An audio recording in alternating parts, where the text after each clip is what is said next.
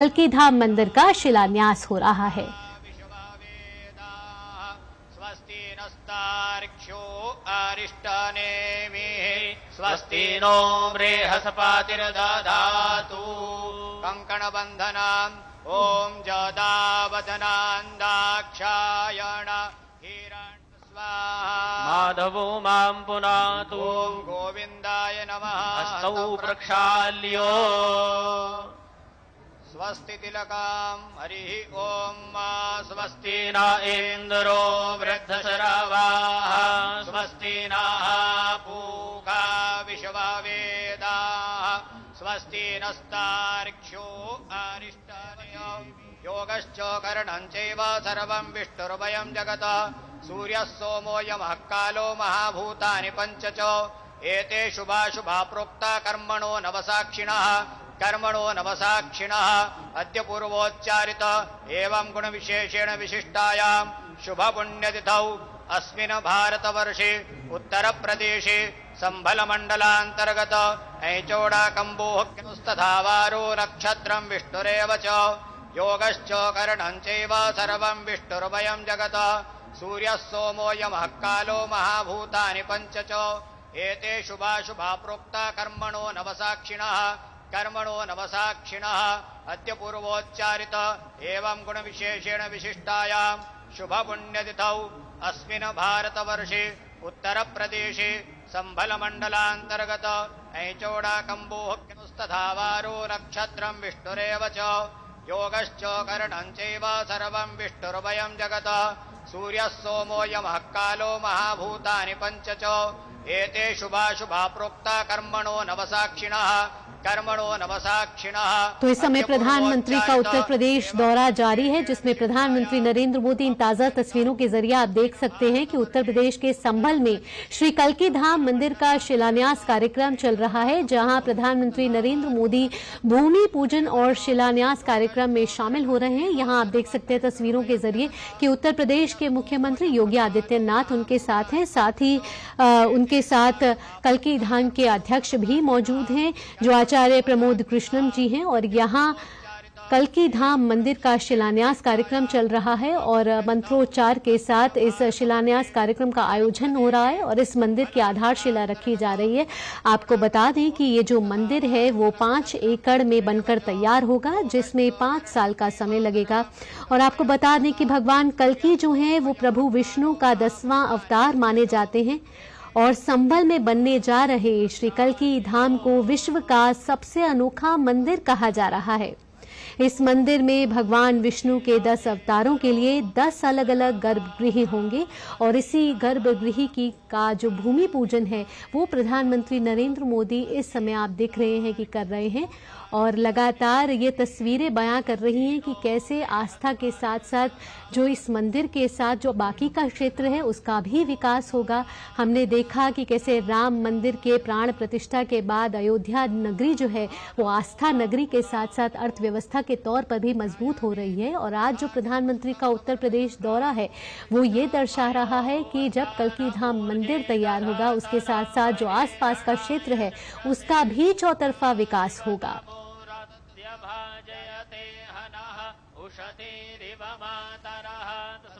आपको बता दें कि इस कार्यक्रम में अनेक संत, धार्मिक नेता और अन्य गणमान्य लोग शामिल हैं और आचार्य प्रमोद कृष्णम जी जो हैं वो श्री कल्की धाम के अध्यक्ष हैं, जो प्रधानमंत्री नरेंद्र मोदी के साथ इस समय मौजूद हैं। लगातार मंत्रोच्चार के साथ प्रधानमंत्री नरेंद्र मोदी पूजा अर्चना में शामिल होकर श्री कल्की धाम मंदिर का आधारशिला रख रहे हैं। इस मंदिर का शिलान्यास हो रहा है और आपको बता दें कि इसके बाद प्रधानमंत्री Uttar Pradesh global investor summit 2023 के चौथे ग्राउंड ब्रेकिंग समारोह में पूरे उत्तर प्रदेश में 10 लाख करोड़ रुपए से अधिक लागत की 14,000 परियोजनाओं का शुभारंभ करेंगे।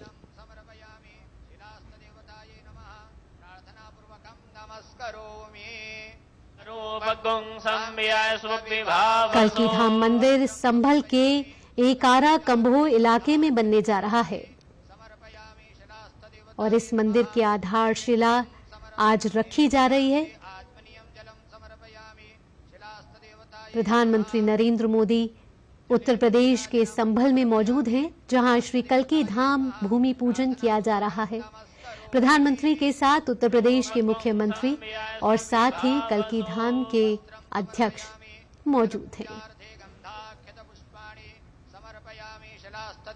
आपको बता दें कि श्री कल्की धाम का निर्माण श्री कल्की धाम निर्माण ट्रस्ट द्वारा किया जा रहा है, जिसके अध्यक्ष हैं आचार्य प्रमोद कृष्णम जी।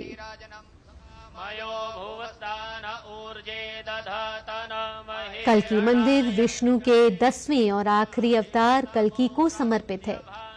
सनातन धर्म में मान्यता है कि कलयुग के अंत में विष्णु भगवान कल्की रूप में प्रकट होंगे। इस लिहाज से ये मंदिर दुनिया भर में एक अनोखा मंदिर माना जाएगा। 5 एकड़ में बनकर तैयार होगा ये मंदिर और इस मंदिर में भगवान विष्णु के 10 अवतारों के लिए 10 अलग अलग गर्भगृह बनाए जाएंगे।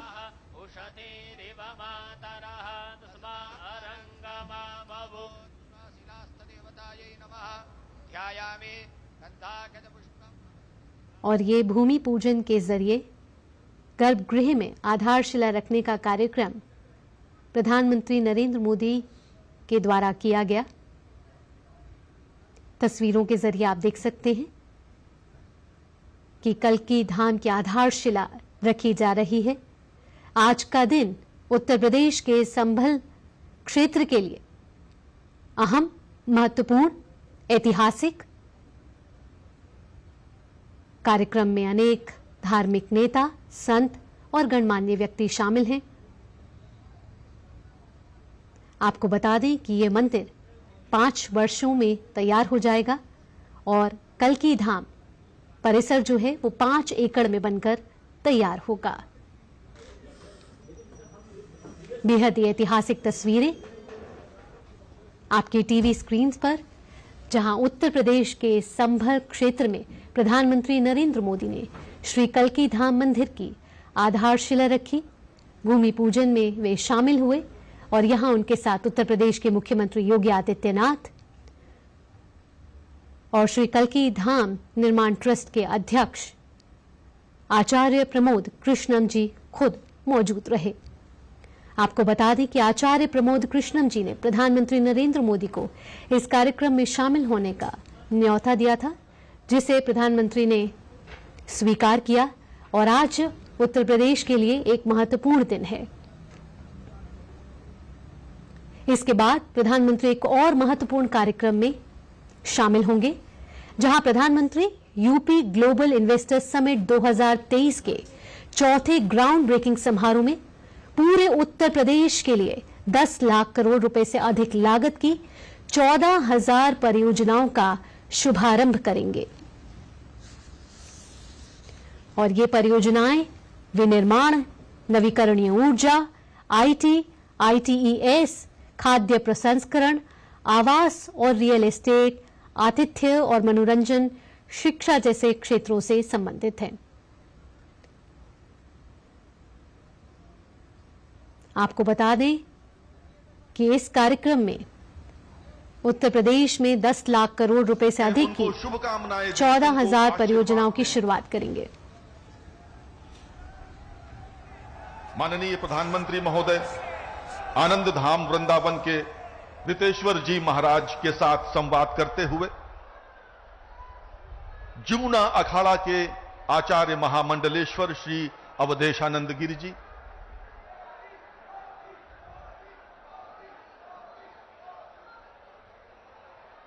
पूज्यपाद श्री कैलाशानंद गिरि जी, सहृदय माननीय प्रधानमंत्री सहृदयता के साथ संवाद कर रहे हैं। आज का दिन उत्तर प्रदेश के लिए आध्यात्मिक और आर्थिक दृष्टि से महत्वपूर्ण है। सभी का अभिवादन कर रहे हैं भारत के यशस्वी प्रधानमंत्री माननीय श्री नरेंद्र मोदी जी। संभल में सभी संतों को प्रणाम करते हुए, उपस्थित जन समुदाय का अभिवादन करते हुए, और सबसे पहले मैं अनुरोध करूंगा, माननीय प्रधानमंत्री महोदय का आगमन उत्तर प्रदेश में हुआ है। मैं उत्तर प्रदेश के माननीय मुख्यमंत्री श्री योगी आदित्यनाथ जी से अनुरोध करता हूं, कृपया माननीय प्रधानमंत्री जी का स्वागत करें।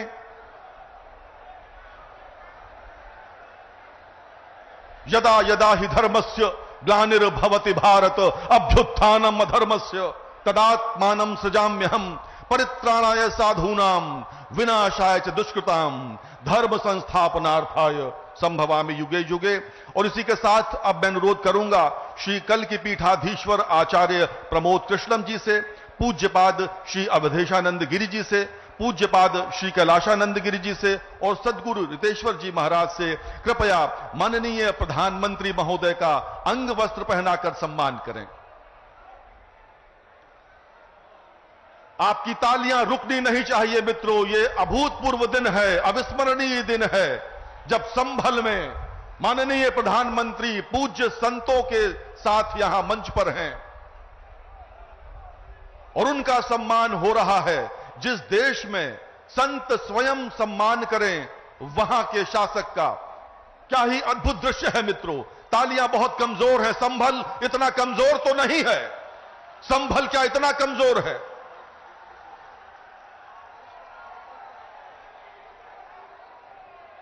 और स्मृति चिन्ह श्री कल की धाम की प्रतिकृति भेंट कर रहे हैं माननीय प्रधानमंत्री को श्री कल की पीठाधीश्वर और अन्य सभी संत, पूज्य संत अवधेशानंद गिरि जी, कैलाशानंद जी, रितेश्वर जी महाराज। ऐसा होगा आपके जनपद में बनने वाला श्री कल की धाम। और आप सभी संतों से अनुरोध है, कृपया माननीय मुख्यमंत्री महोदय का सम्मान करें। उत्तर प्रदेश के लोकप्रिय मुख्यमंत्री श्री योगी आदित्यनाथ जी का सम्मान कर रहे हैं।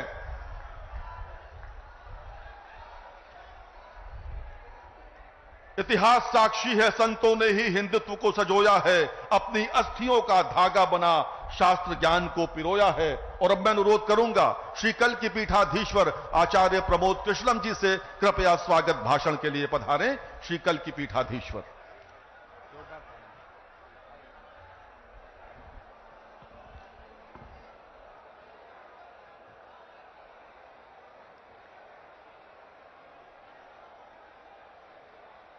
परम सम्मानित, परम आदरणीय, परम श्रद्धेय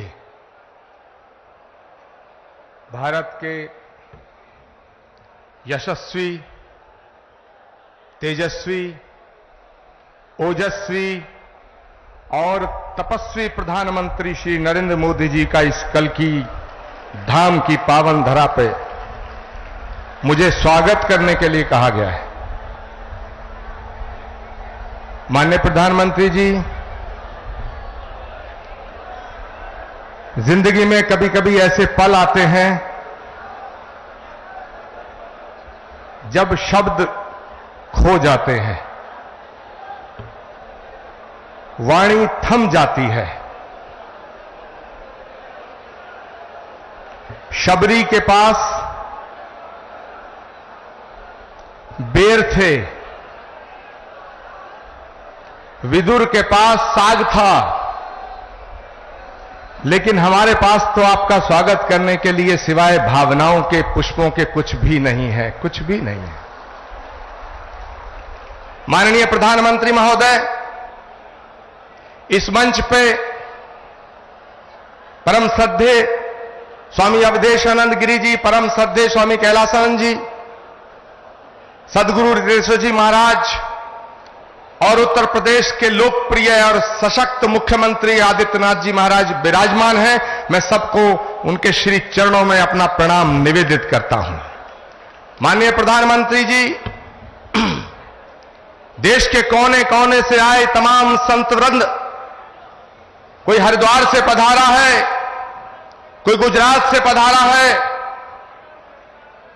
कोई तमिलनाडु, केरल और आंध्र प्रदेश से पधारा है, कोई आसाम से आया है, कोई देवभूमि उत्तराखंड और हिमाचल प्रदेश से आया है। ये हजारों संतों का जो समूह आज इकट्ठा हुआ है, ये सनातन धर्म के उस उद्घोष के सपने को साकार करने के लिए इकट्ठा हुआ है। वो सपना जो 18 वर्ष पूर्व एक संकल्प के रूप में हमने देखा था, वो सपना जो ऋषि मुनि महात्माओं ने, त्यागी तपस्वियों ने आदिकाल से लेकर आज तक देखा कि पुराणों का उद्घोष है कि जब जब धरती पे अधर्म बढ़ता है, सज्जनता पर खतरा उमड़ता है, भगवान कृष्ण का गीता में उद्घोष है कि परित्राणाय साधूनाम विनाशाय च दुष्कृताम धर्म संस्थापनार्थाय संभवामि युगे युगे यदा यदा ही धर्मस्य ग्लानिर्भवति भारत अभित्थानम अधर्मस्य तदात्मानं सृजामहम।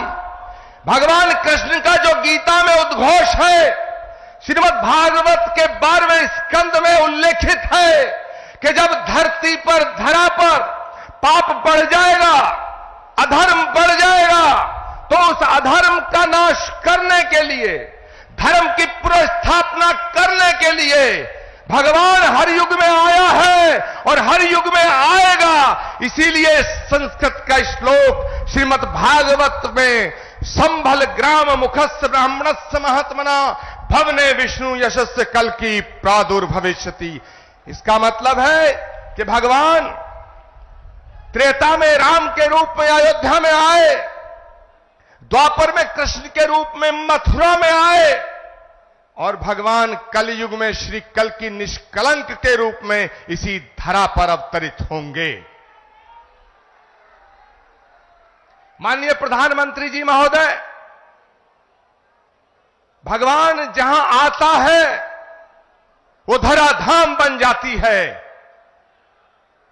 अयोध्या में जितना काम भगवान का आपके हाथ से हुआ, ये ऐसा संयोग है जो सनातन धर्म और इस राष्ट्र की, इस ध्वजा को पूरे विश्व में फहराने का काम, भारत की संस्कृति जो वसुधैव कुटुंबकम और विश्व बंधुत्व का संदेश देती है, उसको पूरी दुनिया में पहुंचाने का काम अगर आज कोई कर रहा है, वो भारत के यशस्वी प्रधानमंत्री नरेंद्र मोदी कर रहे हैं। माननीय प्रधानमंत्री महोदय, ये एक और अद्भुत संयोग है कि भगवान राम के सारे काज आपके कर कमलों द्वारा हुए हैं, और आज का ये दिन, ये शुभ घड़ी, जिसे देखने के लिए कितनी ही आंखें जो बंद हो गईं, ये शुभ घड़ी जिसका सपना हमारी कितनी माताओं बहनों ने देखा, और माननीय प्रधानमंत्री जी, ये आज सपना साकार हो रहा है क्योंकि श्री कल की धाम की पावन धरती पे आपके चरण पड़े हैं। हम आपका स्वागत करते हैं, हम आपका वंदन करते हैं, हम आपका अभिनंदन करते हैं। मैं अपनी वाणी को विराम देने से पहले एक बात जरूर कहना चाहता हूं। ये कल की धाम, श्री कल की धाम जहां भगवान आएगा, आज श्री कल की धाम की आधारशिला माननीय प्रधानमंत्री जी के कर कमलों द्वारा स्थापित हो चुकी है। अब वो दिन दूर नहीं है जब भारत में राम राज्य की पुनर्स्थापना होने का समय आ चुका है। एक बात कहते हुए अपनी वाणी को विराम दूंगा। जब मैं प्रधानमंत्री जी को आमंत्रित करने गया था तो मुझे नहीं लग रहा था कि प्रधानमंत्री जी मेरे निमंत्रण को स्वीकार कर लेंगे, लेकिन आप सब संतों के आशीर्वाद से, तमाम लाखों करोड़ों भक्तों की प्रार्थनाओं से माननीय प्रधानमंत्री जी ने मेरे निमंत्रण को स्वीकार किया। माननीय प्रधानमंत्री जी महोदय, जब आपकी तरफ से एक ट्वीट आया तो सारे देश के लोग, सारी देश की मीडिया मुझसे लगातार 15 दिन ये पूछती रही कि क्या प्रधानमंत्री जी आएंगे। मेरे पास कोई उत्तर न था, लेकिन एक उत्तर था। उन्होंने पूछा क्या उन्होंने कुछ लिख के दिया है। मेरे पास आपका लिखा हुआ कोई पत्र नहीं था। मैंने उस उत्तर में सिर्फ इतना कहा, जैसे शबरी को विश्वास था कि राम आएंगे,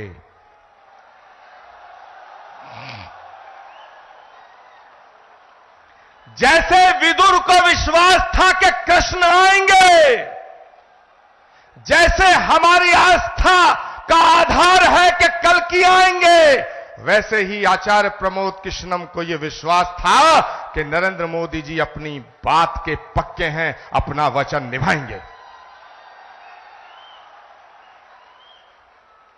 माननीय प्रधानमंत्री जी महोदय, भगवान कृष्ण के ज्ञान योग, कर्म योग, भक्ति योग, अगर हम तीनों को एक साथ रख के जब हम इमेजिन करते हैं, तो भगवान कृष्ण के भक्ति योग, कर्म योग और ज्ञान योग जब तीनों एक जगह मिलते हैं तो एक तस्वीर बनती है, और वो तस्वीर भारत के प्रधानमंत्री नरेंद्र मोदी की बनती है। मैं अपनी वाणी को विराम देता हूं और मैं निवेदन करना चाहता हूं, उत्तर प्रदेश के माननीय मुख्यमंत्री गोरक्ष पीठाधीश्वर पूज्यपाद योगी आदित्यनाथ जी महाराज से कि वो माननीय प्रधानमंत्री जी का स्वागत करें। जोरदार नारा और जयकारा लगना चाहिए हाथ खड़े होकर के। अवधपुरी से कल्कि धाम, अवधपुरी से कल्कि धाम, अवधपुरी से कल्कि धाम। पूज्यपाद योगी आदित्यनाथ जी महाराज।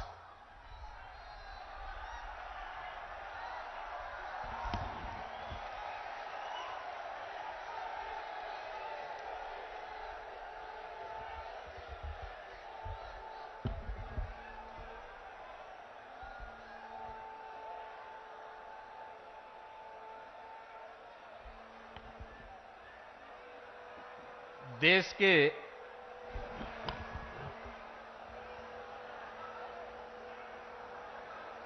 यशस्वी प्रधानमंत्री और दुनिया के सबसे लोकप्रिय राजनेता आदरणीय श्री नरेंद्र मोदी जी मंच पर उपस्थित जूना अखाड़ा के आचार्य महामंडलेश्वर पूज्य स्वामी अवधेशानंद गिरी जी महाराज, पूज्य स्वामी कैलासानंद ब्रह्मचारी जी महाराज, पूज्य संतजान सदगुरु श्री रितेश्वर जी महाराज, इस संपूर्ण कार्यक्रम के आयोजक आचार्य श्री प्रमोद कृष्णम जी, देश के अलग अलग कोने से उपस्थित सभी पूज्य संतजन और आदरणीय प्रधानमंत्री जी के स्वागत के लिए, अभिनंदन के लिए संभल, अमरोहा, मुरादाबाद और आसपास के जनपदों से सभी उपस्थित बहनों और भाइयों, आज आदरणीय प्रधानमंत्री जी का भगवान विष्णु के 200वें अवतार की जो ये भावी भूमि होने जा रही है, संभल जनपद में आगमन हुआ है। इस अवसर पर आदरणीय प्रधानमंत्री जी का मैं उत्तर प्रदेश वासियों की ओर से हृदय से स्वागत करता हूं, अभिनंदन करता हूं।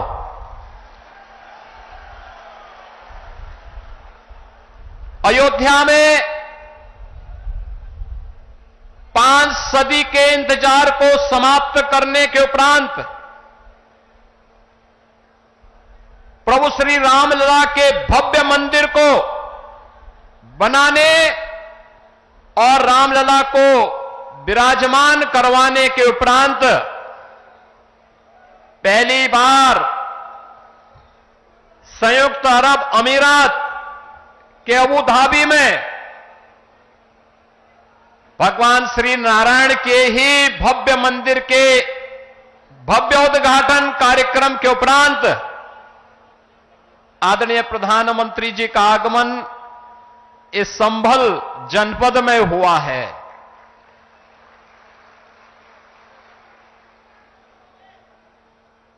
बहनों और भाइयों, हम सबको इस बारे में देखना होगा। पिछले 10 वर्षों में हमने एक भारत का दर्शन किया है, एक नया भारत है, जिस नए भारत में हर नागरिक को सुरक्षा भी है और राष्ट्र को समृद्धि के नए सोपान तक पहुंचाने का संकल्प भी है। जिस नए भारत में युवाओं की आजीविका की व्यवस्था भी है, तो भारत की आस्था का सम्मान भी है। आस्था का सम्मान किस रूप में? काशी में काशी विश्वनाथ धाम, अयोध्या धाम में रामलला का पुनः विराजमान होना, केदारपुरी और बद्रीनाथ धाम का पुनरुद्धार का कार्य संपन्न होना, महाकाल में महालोक की स्थापना होना,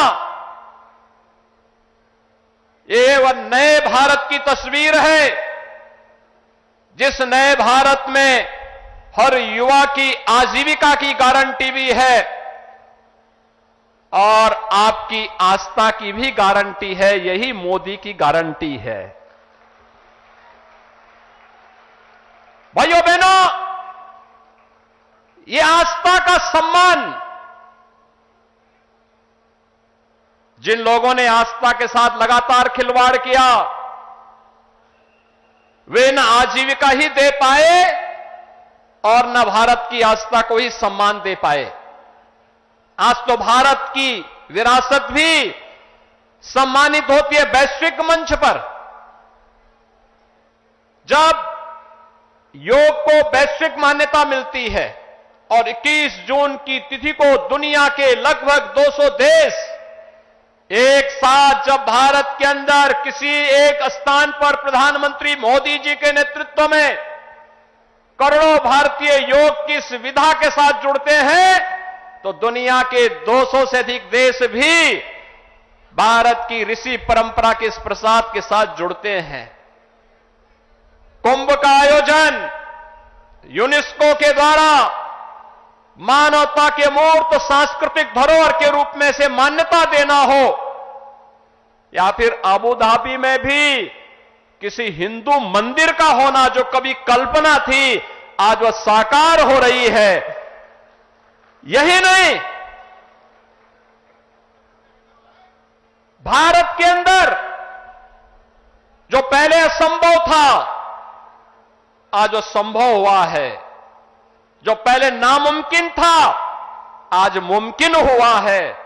और वह इसलिए हुआ है क्योंकि आपके पास एक यशस्वी नेतृत्व है जो भारत को समझता भी है, भारत को यशस्वी नेतृत्व भी देने की क्षमता रखता है, और वह यशस्वी नेतृत्व वैश्विक मंच पर भी पूरी मजबूती के साथ भारत के गौरव और भारत के सम्मान को बढ़ाता है।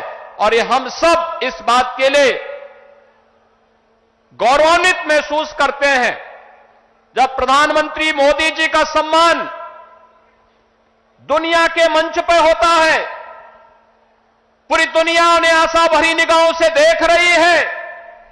जिसके लिए भारत भारत कहलाता था, आज आजादी के बाद पहली बार 140 करोड़ की आबादी का भारत इस चीज को महसूस कर रहा है। आज सीमाएं सुरक्षित हुई हैं तो भारत के अंदर भी हर तबके का व्यक्ति अपने आप को सुरक्षित महसूस करता है। यह संबल क्षेत्र हम सब जानते हैं, यहां पर खेती किसानी के साथ ही इस पूरे क्षेत्र के विकास को लेकर के यहां की कारीगरी और हस्तशिल्प को भी प्रधानमंत्री मोदी जी ने आगे बढ़ाने का काम किया।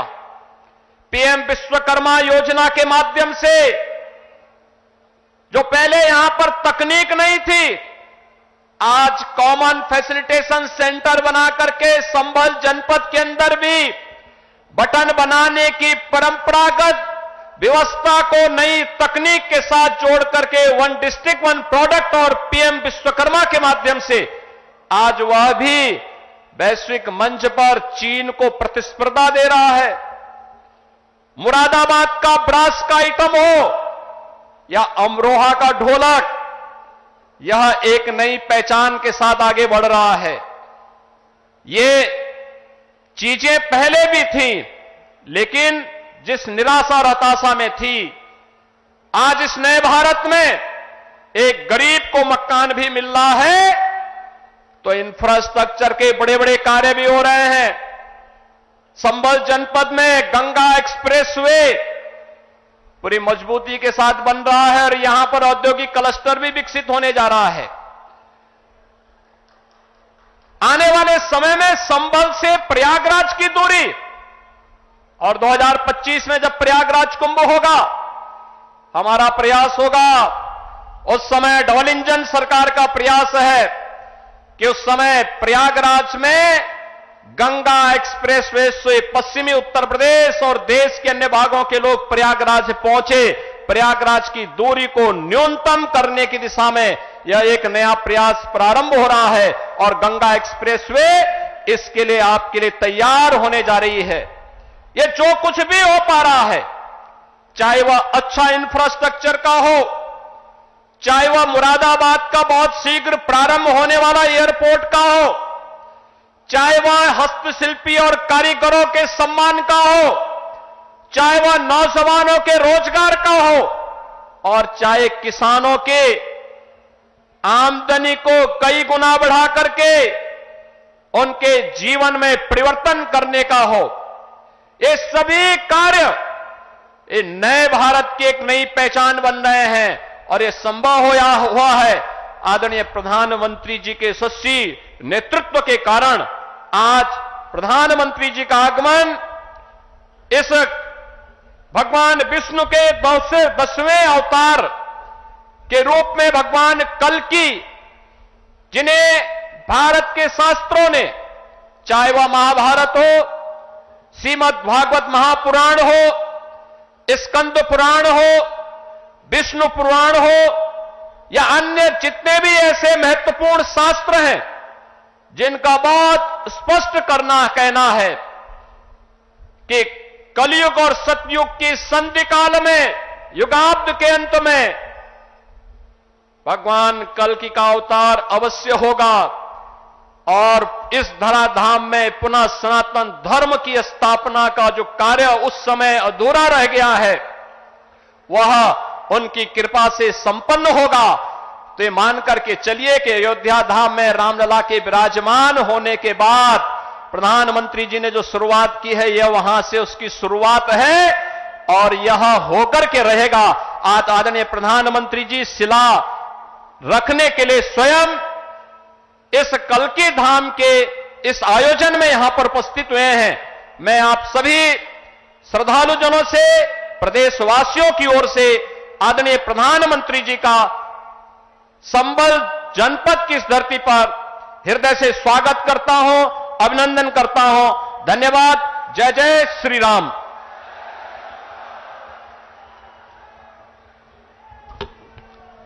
अब वो समय आ गया है, वो घड़ी आ गई है, वो लम्हा आ गया है, वो पल आ गया है जब हम भारत के यशस्वी प्रधानमंत्री जी को सुनेंगे। और हम लाखों की संख्या में यहाँ इकट्ठे हैं, लेकिन पूरी दुनिया के करोड़ों लोग जो सनातन के प्रेमी हैं, जो भारत के प्रेमी हैं, वो सब सुनना चाहते हैं कि भारत के प्रधानमंत्री जी श्री कल्की धाम की पावन धरती से आज क्या बोलेंगे। मैं आप सबसे हाथ जोड़ के निवेदन करना चाहता हूं, सभी संत वृंदों से, तमाम जनता से, सभी भक्तों से, सारे लोगों से, कि एक बार खड़े होकर के भारत के यशस्वी प्रधानमंत्री जी का स्वागत करें। सभी अपने अपने स्थान पर खड़े होंगे और मैं आमंत्रित कर रहा हूं सनातन धर्म के ध्वजवाहक, विश्व बंधुत्व का एक ऐसा हस्ताक्षर जो इस भारत के नहीं विश्व के मानसिक पटल पर युग युगांतक तक अंकित रहेगा। भारत के यशस्वी प्रधानमंत्री आदरणीय नरेंद्र मोदी जी, जोरदार तालियों से स्वागत। तालियां बजती रहे, जोरदार तालियों से स्वागत, अभिनंदन, वंदन, नमन।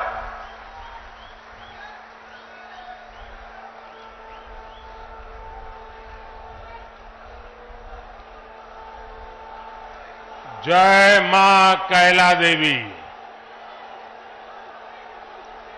जय मां कैला देवी, जय मां कैला देवी, जय बूढ़े बाबा की, जय बूढ़े बाबा की, भारत माता की, भारत माता की। सभी संतों से प्रार्थना है कि अपना स्थान लीजिए।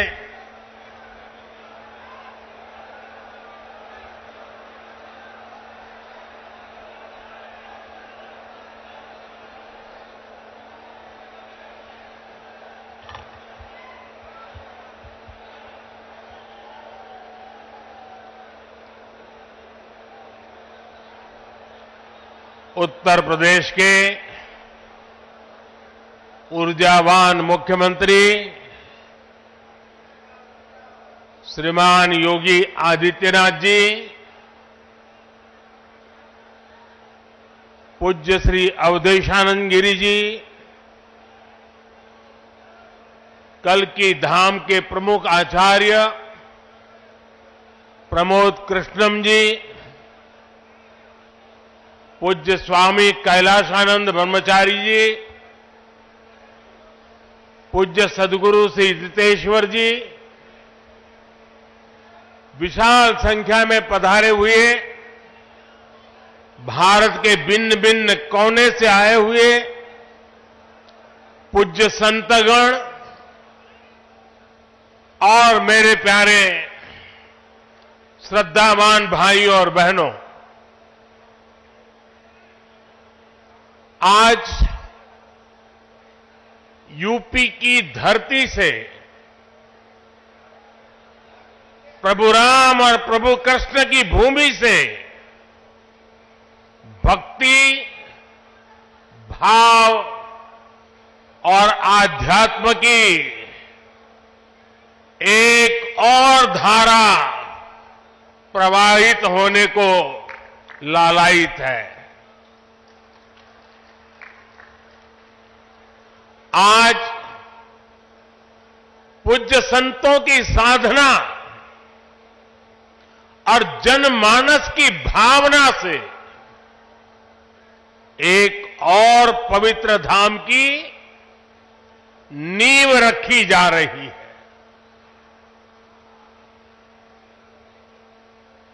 अभी आप संतों आचार्यों की उपस्थिति में मुझे भव्य कल्की धाम के शिलान्यास का सौभाग्य मिला है।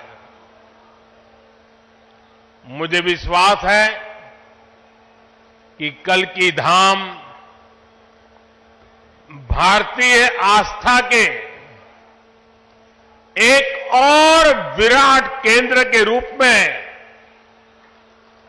उभर कर सामने आएगा। मैं सभी देशवासियों को और विश्व के सभी श्रद्धालुओं को शुभकामनाएं देता हूं। अभी आचार्य जी कह रहे थे कि 18 साल की प्रतीक्षा के बाद आज ये अवसर आया है। वैसे भी आचार्य जी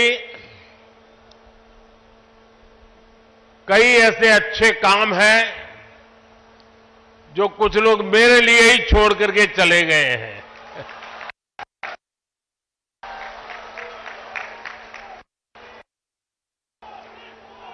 और आगे भी जितने अच्छे काम रह गए हैं ना, उसके लिए बस ये संतों का, जनता जनार्दन का आशीर्वाद बना रहे, उसे भी पूरे करेंगे। साथियों, आज छत्रपति शिवाजी महाराज की जन्म जयंती भी है। ये दिन इसलिए और पवित्र हो जाता है और ज्यादा प्रेरणादायक हो जाता है। आज हम देश में जो सांस्कृतिक पुनरोदय देख रहे हैं, आज अपनी पहचान पर गर्व और उसकी स्थापना का जो आत्मविश्वास दिख रहा है, वो प्रेरणा हमें छत्रपति शिवाजी महाराज से ही मिलती है। मैं इस अवसर पर छत्रपति शिवाजी महाराज के चरणों में श्रद्धापूर्वक नमन करता हूं, उन्हें श्रद्धांजलि अर्पित करता हूं। साथियों, पिछले दिनों जब प्रमोद कृष्णम जी मुझे निमंत्रण देने के लिए आए थे, जो बातें उन्होंने बताई, उसके आधार पर मैं कह रहा हूं कि आज जितना आनंद उनको हो रहा है, उससे अनेक गुना आनंद उनकी पूज्य माता जी की आत्मा जहां भी होगी, उनको होता होगा।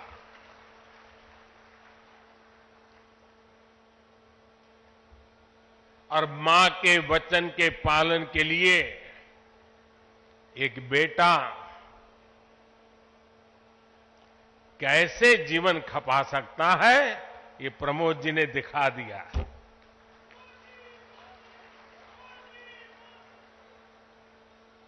प्रमोद कृष्णम जी बता रहे थे कि कई एकड़ में फैला ये विशाल धाम कई मायनों में विशिष्ट होने वाला है।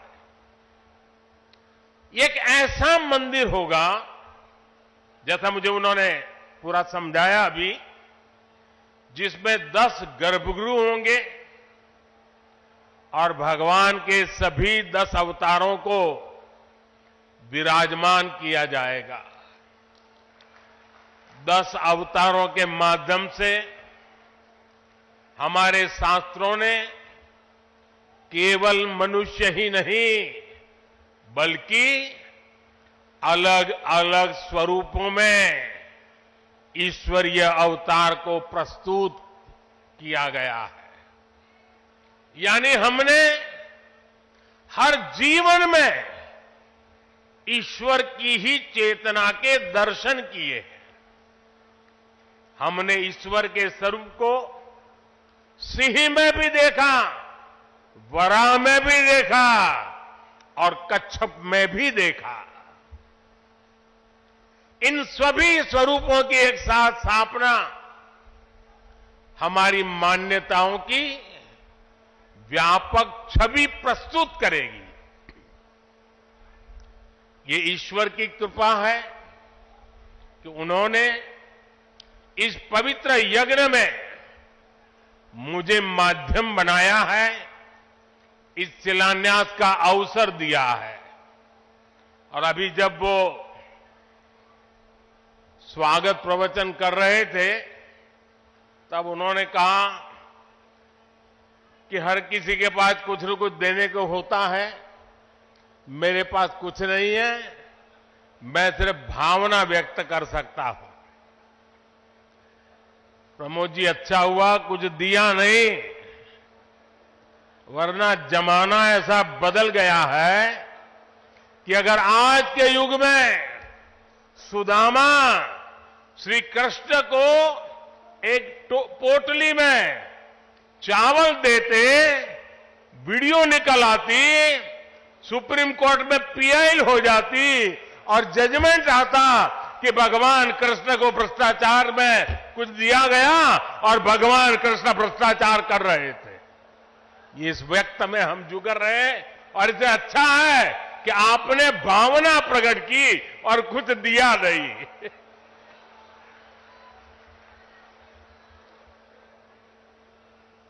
मैं इस शुभ कार्य में अपना मार्गदर्शन देने के लिए पधारे सभी संतों को भी नमन करता हूं। मैं आचार्य प्रमोद कृष्णम जी को भी बधाई देता हूं। साथियों, आज संभल में हम जिस अवसर के साक्षी बन रहे हैं, ये भारत के सांस्कृतिक नवजागरण का एक और अद्भुत क्षण है। अभी पिछले महीने ही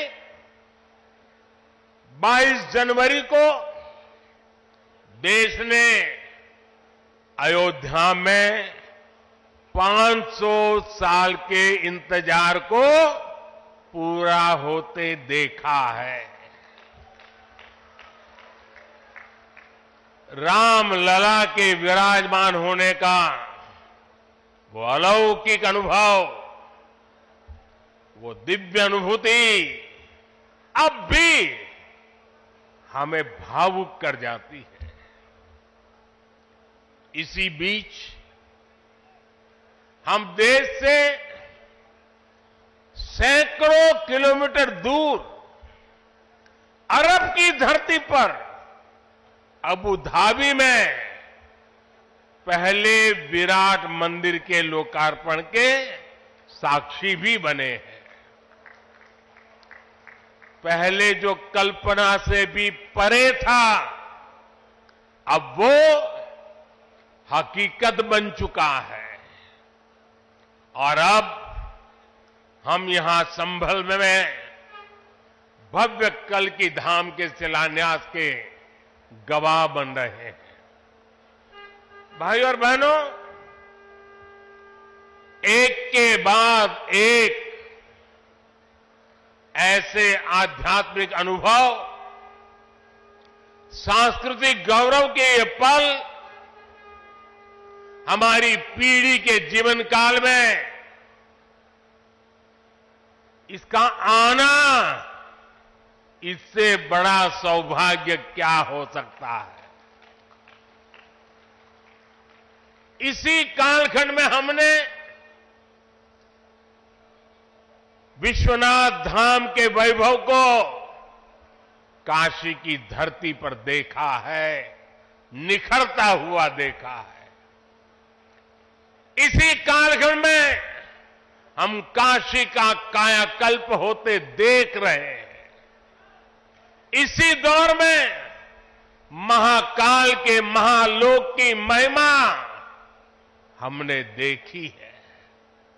हमने सोमनाथ का विकास देखा है, केदार घाटी का पुनर्निर्माण देखा है। हम विकास भी, विरासत भी, इस मंत्र को आत्मसात करते हुए चल रहे हैं। आज एक और हमारे तीर्थों का विकास हो रहा है, तो दूसरी ओर शहरों में हाई टेक इंफ्रास्ट्रक्चर भी तैयार हो रहा है। आज अगर मंदिर बन रहे हैं, तो देश भर में नए मेडिकल कॉलेज भी बन रहे हैं। आज विदेशों से हमारी प्राचीन मूर्तियां भी वापस लाई जा रही है और रिकॉर्ड संख्या में विदेशी निवेश भी आ रहा है। ये परिवर्तन प्रमाण है साथियों, और प्रमाण इस बात का है समय का चक्र घूम चुका है। एक नया दौर आज हमारे दरवाजे पर दस्तक दे रहा है। ये समय है हम उस आगमन का दिल खोलकर स्वागत करें। इसलिए मैंने लाल किले से देश को विश्वास दिलाया था, यही समय है, सही समय है। साथियों, जिस दिन अयोध्या में राम मंदिर की प्राण प्रतिष्ठा हुई थी, तब मैंने एक और बात कही थी, 22 जनवरी से अब नए काल चक्र की शुरुआत हो चुकी है। प्रभु श्री राम ने जब शासन किया तो उसका प्रभाव हजारों वर्ष तक रहा। उसी तरह राम लला के विराजमान होने से अगले 1000 वर्षों तक भारत के लिए एक नई यात्रा का शुभारंभ हो रहा है। अमृत काल में राष्ट्र निर्माण के लिए पूरी सहस्त्र शताब्दी का यह संकल्प केवल एक अभिलाषा भर नहीं है, ये एक ऐसा संकल्प है जिसे हमारी संस्कृति ने हर कालखंड में जीकर दिखाया है। भगवान कल्कि के विषय में आचार्य प्रमोद कृष्णम जी ने गहरा अध्ययन किया है। भगवान कल्कि के अवतार से जुड़े कई सारे तथ्य और शास्त्रीय जानकारियां भी आचार्य प्रमोद कृष्णम जी मुझे बता रहे थे। जैसे उन्होंने बताया कि कल्कि पुराण में लिखा है, शंबले वस तस्तच्छ सहस्त्र परिवत्सरा, यानी भगवान राम की तरह ही कल्कि का अवतार भी हजारों वर्षों की रूपरेखा तय करेगा। इसलिए भाइयों और बहनों, हम ये कह सकते हैं कि कल्कि काल चक्र के परिवर्तन के प्रणेता भी है और प्रेरणा स्रोत भी है। और शायद इसीलिए कल्कि धाम एक ऐसा स्थान होने जा रहा है जो उन भगवान को समर्पित है जिनको अभी अवतार होना बाकी है। अब कल्पना करिए, हमारे शास्त्रों में सैकड़ों हजारों साल पहले भविष्य को लेकर इस तरह की अवधारणा लिखी गई। हजारों वर्ष बाद की घटनाओं के लिए भी सोचा गया। ये कितना अद्भुत है, और ये भी कितना अद्भुत है कि आज प्रमोद कृष्णम जैसे लोग पूरे विश्वास के साथ उन मान्यताओं को आगे बढ़ा रहे हैं, अपना जीवन खपा रहे हैं। वो भगवान कल्कि के लिए मंदिर बना रहे हैं, उनकी आराधना कर रहे हैं। हजारों वर्ष बाद की आस्था और अभी से उसकी तैयारी, यानी हम लोग भविष्य को लेकर कितने तैयार रहने वाले लोग हैं। इसके लिए तो प्रमोद कृष्णम जी वाकई सराहना के पात्र है।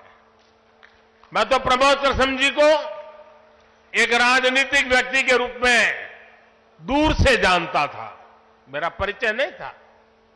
लेकिन अभी जब कुछ दिन पहले मेरी उनसे पहली मुलाकात हुई तो यह भी पता चला कि वो ऐसे धार्मिक आध्यात्मिक कार्यों में कितनी मेहनत से लगे रहते हैं। कल की मंदिर के लिए इन्हें पिछली सरकारों से लंबी लड़ाई लड़नी पड़ी, कोर्ट के चक्कर भी लगाने पड़े। वो मुझे बता रहे थे कि एक समय उन्हें कहा जा रहा था कि मंदिर बनाने से शांति व्यवस्था बिगड़ जाएगी। आज हमारी सरकार में प्रमोद कृष्णम जी निश्चिंत होकर इस काम को शुरू कर पाए हैं। मुझे भरोसा है कि मंदिर इस बात का प्रमाण होगी कि हम बेहतर भविष्य को लेकर कितने सकारात्मक रहने वाले लोग हैं। साथियों, भारत पराभव से भी विजय को खींच करके लाने वाला राष्ट्र है। हम पर सैकड़ों वर्षों तक इतने आक्रमण हुए, कोई और देश होता, कोई और समाज होता तो लगातार इतने आक्रमणों की चोट से पूरी तरह नष्ट हो गया होता। फिर भी हम न केवल डटे रहे बल्कि और भी ज्यादा मजबूत होकर सामने आए। आज सदियों के वो बलिदान फलीभूत हो रहे हैं। जैसे कोई बीज वर्षों के अकाल में पड़ा रहा हो, लेकिन जब वर्षा काल आता है तो वो बीज अंकुरित हो उठता है। वैसे ही आज भारत के अमृत काल में भारत के गौरव, भारत के उत्कर्ष और भारत के सामर्थ्य का बीज अंकुरित हो रहा है। एक के बाद एक हर क्षेत्र में कितना कुछ नया हो रहा है। जैसे देश के संत और आचार्य नए मंदिर बनवा रहे हैं, वैसे ही मुझे ईश्वर ने राष्ट्र रूपी मंदिर के नवनिर्माण का दायित्व सौंपा है।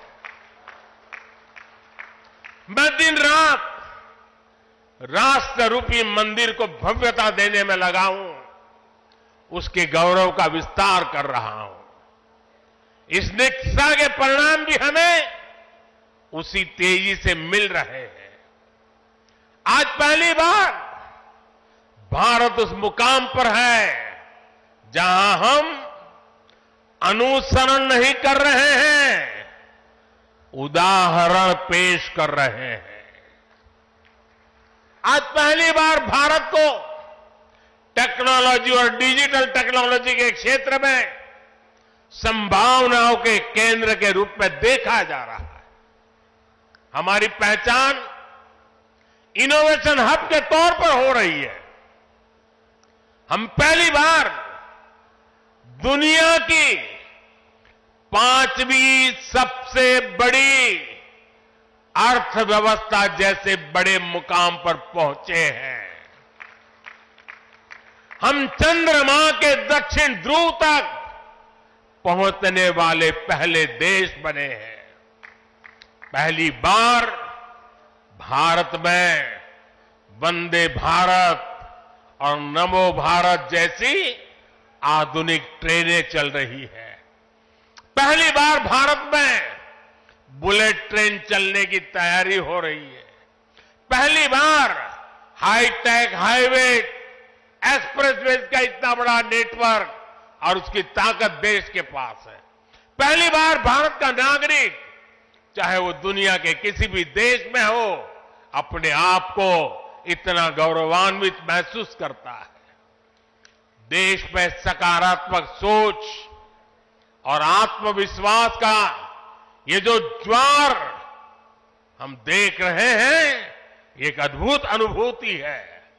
इसलिए आज हमारी शक्ति भी अनंत है और हमारे लिए संभावनाएं भी अपार है। साथियों, राष्ट्र को सफल होने के लिए ऊर्जा सामूहिकता से मिलती है। हमारे वेद कहते हैं, सहस्त्र शीर्षा पुरुष, सहस्त्र शीर्षा पुरुष, सहस्त्राक्ष सहस्त्रपाद, अर्थात निर्माण के लिए हजारों, लाखों, करोड़ों हाथ है। गतिमान होने के लिए हजारों, लाखों, करोड़ों पैर है। आज हमें भारत में उसी विराट चेतना के दर्शन हो रहे हैं।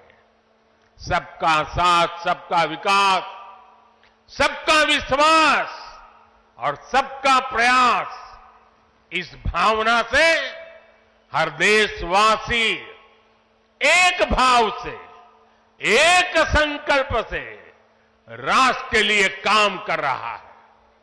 आप पिछले 10 वर्षों में कार्यों के विस्तार को देखिए। 4 करोड़ से ज्यादा लोगों को प्रधानमंत्री आवास योजना के तहत पक्के घर, 11 करोड़ परिवारों को शौचालय यानी इज्जत घर, 2.5 करोड़ परिवारों को घर में बिजली, 10 करोड़ से अधिक परिवारों को पानी के लिए कनेक्शन, 80 करोड़ लोगों को मुफ्त राशन, 10 करोड़ महिलाओं को कम कीमत पर गैस सिलेंडर, 50 करोड़ लोगों को स्वस्थ जीवन के लिए आयुष्मान कार्ड, करीब 10 करोड़ किसानों को किसान सम्मान निधि। कोरोना काल में हर देशवासी को मुफ्त वैक्सीन, स्वच्छ भारत जैसा बड़ा अभियान, आज पूरी दुनिया में भारत के इन कामों की चर्चा हो रही है। इस स्केल पर काम इसलिए हो सके क्योंकि सरकार के इन प्रयासों से देशवासियों का सामर्थ्य जुड़ गया। आज लोग सरकार की योजनाओं का लाभ दिलाने के लिए गरीबों की मदद कर रहे हैं। लोग 100% सैचुरेशन के अभियान में हिस्सा बन रहे हैं। गरीब की सेवा का ये भाव समाज को नर में नारायण की प्रेरणा देने वाले हमारे आध्यात्मिक मूल्यों से मिली है। इसलिए देश ने विकसित भारत का निर्माण और अपनी विरासत पर गर्व के 5 प्राणों का आह्वान किया है। साथियों, भारत जब भी बड़े संकल्प लेता है, उसके मार्गदर्शन के लिए ईश्वरीय चेतना किसी न किसी रूप में हमारे बीच जरूर आती है। इसलिए गीता में भगवान श्री कृष्ण ने कहा, संभवामि युगे युगे, इतना बड़ा आश्वासन दे दिया है। लेकिन इस वचन के साथ ही तो हमें ये आदेश भी देते हैं कि कर्मण्येवाधिकारस्ते मा फलेषु कदाचन, अर्थात हमें फल की चिंता के बिना कर्तव्य भाव से कर्म करना है। भगवान का ये वचन, उनका ये निर्देश आज 140 करोड़ देशवासियों के लिए जीवन मंत्र की तरह है। अगले 25 वर्षों के इस कर्तव्य काल में हमें परिश्रम की पराकाष्ठा करनी है। हमें निस्वार्थ भाव से देश सेवा को सामने रखकर काम करना है। हमारे हर प्रयास में, हमारे हर काम से राष्ट्र को क्या लाभ होगा, ये प्रश्न हमारे मन में सबसे पहले आना चाहिए। यही प्रश्न राष्ट्र की सामूहिक चुनौतियों के समाधान पेश करेगा। मुझे विश्वास है कि भगवान कल्कि के आशीर्वाद से संकल्पों की हमारी ये यात्रा समय से पहले सिद्धि तक पहुंचेगी। हम सशक्त और समर्थ भारत के सपने को 100% पूरा होता देखेंगे। इसी की कामना के साथ आप सभी का मैं बहुत बहुत धन्यवाद करता हूं और इस भव्य आयोजन के लिए और इतनी बड़ी तादाद में संतों के आशीर्वाद प्राप्त करने के लिए मैं हृदय से प्रणाम करते हुए अपनी वाणी को विराम देता हूं। मेरे साथ बोले भारत माता की, भारत माता की, भारत माता की। बहुत बहुत धन्यवाद।